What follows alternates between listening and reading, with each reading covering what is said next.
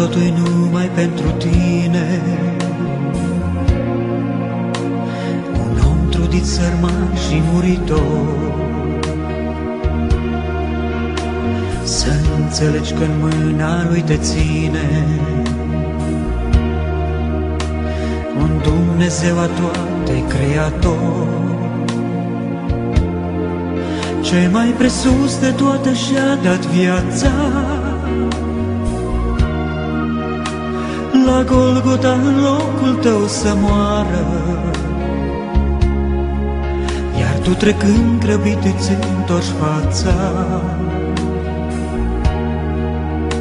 Să nu vezi dragostea ce te înconjoară, încetinește-ți pasul pe cărare, uitându-te o clipă în jurul tău, la universul fără de hotare. Și în tot ce vezi să-L vezi pe Dumnezeu,